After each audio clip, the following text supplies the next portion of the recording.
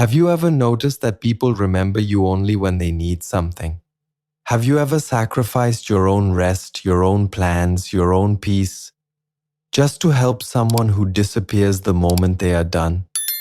If your heart quietly whispered yes, then this story is for you. Because sometimes the world keeps taking from you until you decide to stop being available for everything. Once, in a quiet countryside village surrounded by golden fields, there lived a man named Ethan. Everyone knew Ethan. If someone's cart got stuck in the mud, they called Ethan. If a roof leaked during the rain, they called Ethan. If someone needed advice, help, or simply company, Ethan was always there. He never said no. He believed that helping others made him a good man. And it did. But slowly, his life stopped belonging to him. His own farm remained half-plowed. His cottage needed repairs. His tools lay scattered and rusting. Yet he was always busy fixing someone else's fence. Every evening he returned home tired and dusty. His mother would look at him with worried eyes and say, "Ethan, my dear, you help everyone. But who helps you?" He would smile faintly and reply, "It's all right, mother. One day they'll remember my kindness." But that day never came. One evening, dark clouds gathered above the village. The wind grew restless. The farmers rushed to protect their crops before the storm arrived. Ethan ran to help his friend Jacob, whose haystacks were still lying open in the field. Together, they worked quickly, covering everything just before the heavy rain began to fall, while Ethan's own wheat remained uncovered. By the time he returned home, soaked and exhausted, it was too late. His entire crop was ruined. He stood silently on his porch, rainwater dripping from his hair, staring at the muddy field that once held his hopes. That night, his mother spoke gently. "You saved everyone's harvest except your own." Ethan didn't respond, but something inside him quietly broke. The next morning, he walked to the edge of the village to meet old George, a wise farmer who lived near the river. "George," Ethan said, "I don't understand. I help everyone, yet I feel empty. I'm not tired from work, I'm tired from people." Old George pointed toward the flowing river and asked, "Do you see that river, Ethan?" "Yes.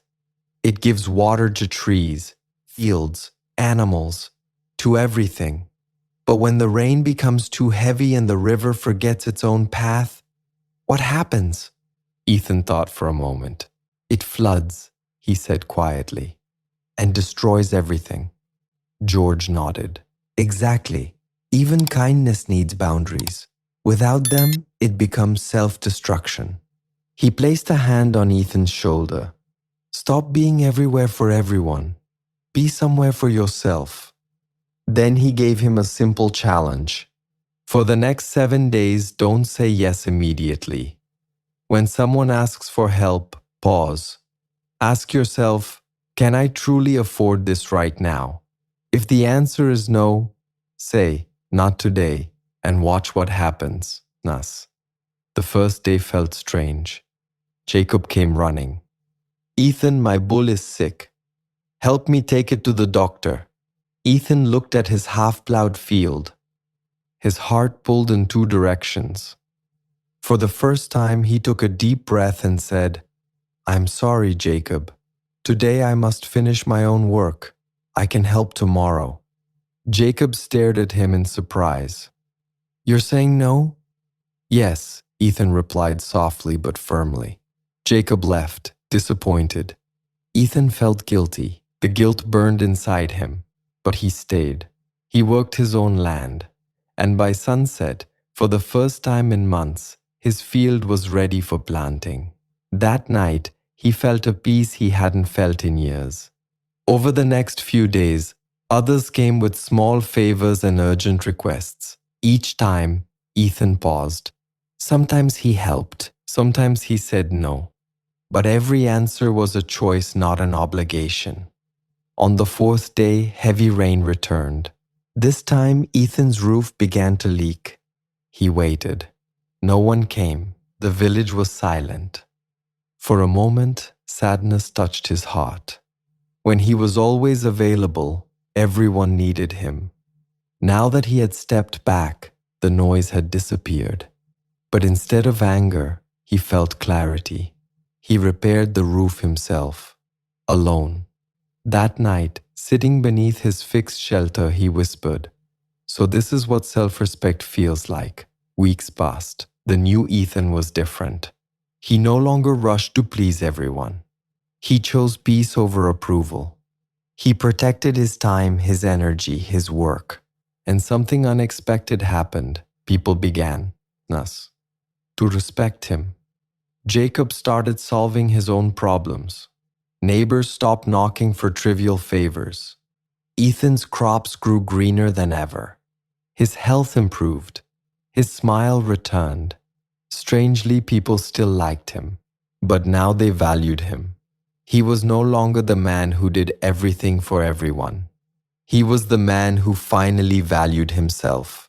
One evening, old George visited Ethan's home.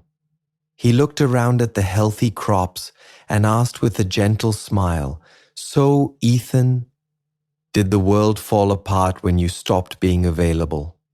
Ethan smiled back. "No, George, it only changed for the better." George nodded. "When you stopped saying yes to everyone, you finally said yes to yourself. And that is when everything changes. So tell me, are you like Ethan? Always available, always helpful, but quietly empty inside. Remember this, you are not a bad person for saying no. You are not selfish for protecting your time. You are not wrong for choosing peace over pressure. People respect what you protect. So protect your time, protect your mind, protect your energy. Because when you stop being everywhere for everyone, you finally become someone for yourself.